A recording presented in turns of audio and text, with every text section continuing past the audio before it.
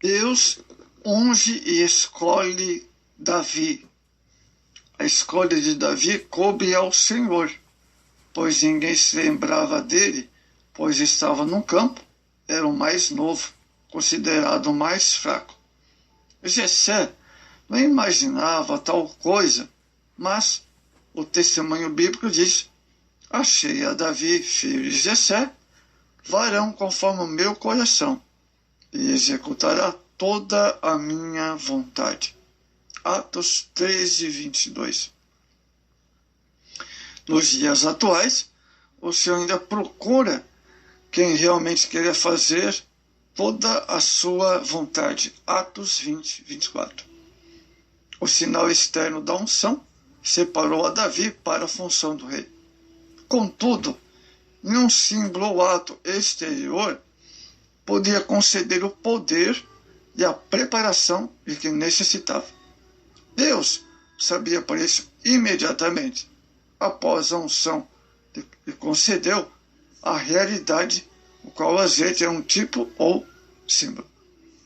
O Espírito Santo desceu sobre Davi e continua habitando em seu coração, desde o dia em diante, como fonte de orientação, ensino e ajuda. A grande pergunta de Samuel. A pergunta de Samuel a Jessé ecoa até hoje. Acabaram-se os mancebos? 1 Samuel 16, 11. Aparentemente não havia mais ninguém, após examinar a todos, na casa de Jessé, pois Jessé havia se esquecido de Davi. Muitas vezes, Deus nos faz determinadas perguntas, a fim de nos trazer à memória algo que nos nossos olhos é desprezível. Às vezes desprezamos um jovem por seu aspecto físico, mas o Senhor sabe o quanto ele é forte. Ainda há mancebos na casa de Deus para servi-lo com fidelidade e coragem. Deus usou a capacidade de Davi, aperfeiçoando-a e dando a ele condições para ocupar o trono. Porém, somente depois de fazê-lo, passar por uma série de experiências, é que foi possível ao jovem pastorzinho tornar-se um ousado e valente monarca. Lembraram-se de Davi. Diante da pergunta de Samuel, Jessé lembrou de Davi. Ainda falta o menor, esse que apacenta as ovelhas. 1 Samuel 16, 11. Samuel recobrou o ânimo e disse: envia e manda-o chamar, porquanto não nos assentaremos em roda da mesa até que ele venha. Davi não estava nos planos de Jessé, mas nos planos de Deus. Por isso, mais tarde, o Senhor falou através do profeta: eu tomarei da malhada de trás das ovelhas, para que fosse o chefe sobre o meu povo, sobre Israel. Vejamos agora, Davi é ungido rei.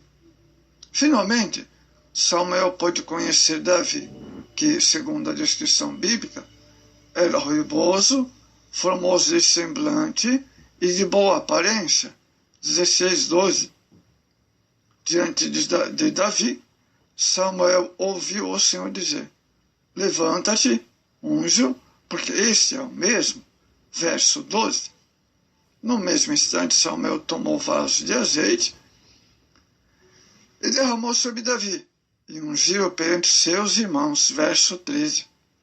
A unção capacitou a Davi para receber a presença do Espírito Santo em sua vida.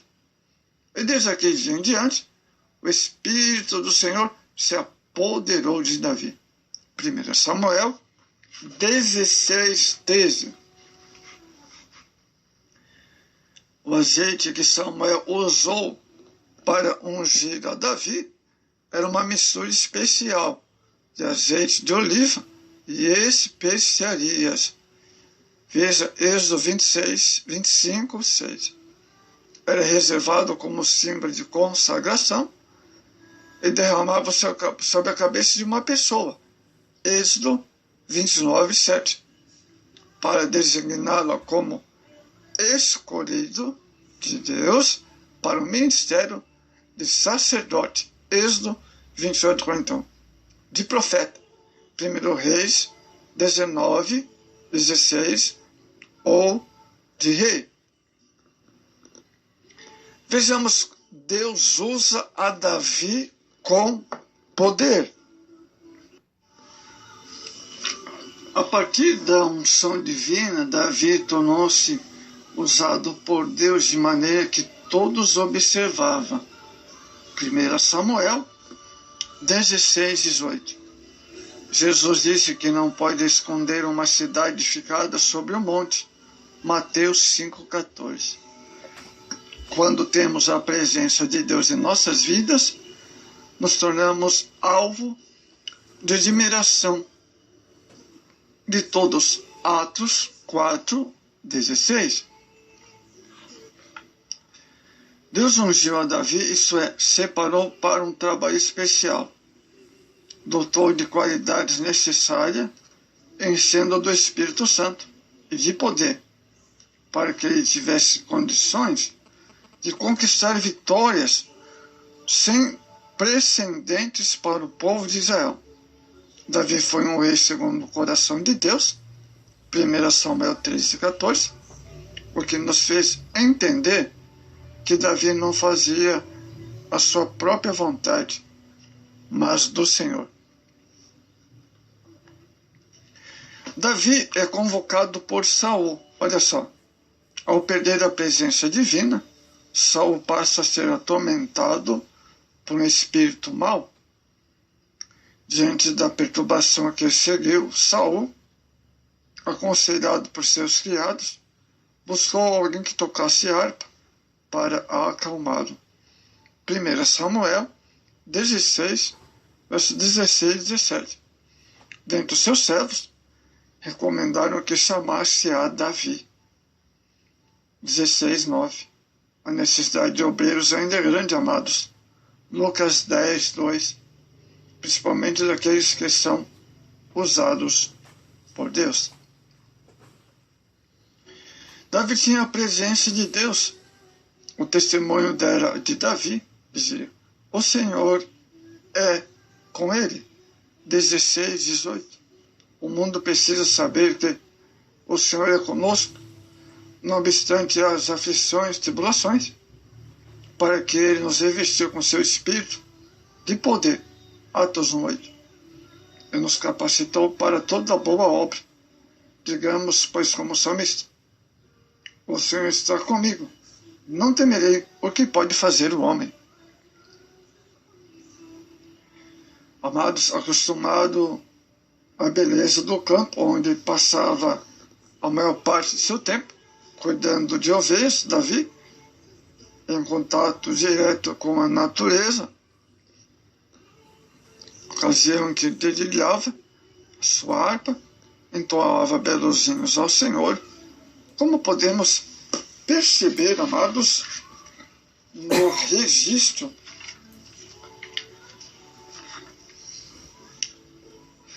certamente não se achou muito à vontade nos primeiros dias, ali naquele suntuoso lugar, onde tudo era controlado e orientado.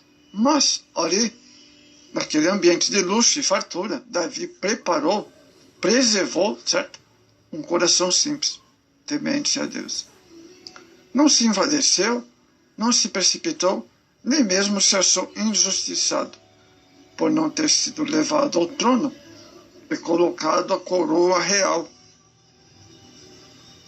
mesmo sabendo que Deus já havia rejeitado a Saul. Amados, a maneira como Deus chamou a Davi mostra-nos sua grande misericórdia com aqueles que têm um coração quebrantado e voltado para ele. Como Davi, somos achados por Jesus, colocados numa posição de honra diante de Deus e do mundo. A unção que recebemos do Senhor nos consagra, nos renova e nos dá poder para realizar a sua obra. Deus continua a operar através daqueles que, como Davi, se colocam à sua disposição para libertar almas oprimidas pelo mal. Então, amados, que maravilha! Deus chamou a Davi e Deus o capacitou. Ele não foi diretamente ao trono, mas ele enfrentou muitas batalhas. Foi consagrado por Samuel, mas ele enfrentou muitas batalhas. Davi sabia que ao tempo certo ele seria rei de Israel. Então, ele não se precipitou, se conduziu com humildade. Infelizmente, Saul, de toda forma, tentava atingir a Davi. Davi, levantado como um grande homem de Deus, em sua batalha que venceu com o gigante. Nos dias de hoje também, amados, Deus nos consagra para uma função, né? E quantos Saul, né? Quantos Sauls invejosos se levantam para querer matar a chamada de alguém.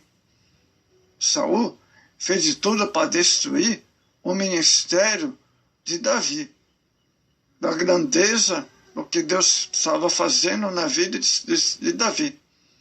Saul foi invejoso. No dia de hoje também, quantas pessoas, quantos líderes que agem como Saul, né? Para matar a chamada na vida de alguém que Deus está levantando nesse século, nesta nova geração. Então, cuidado, amados, com as invejas, com os Sauls nesse século presente.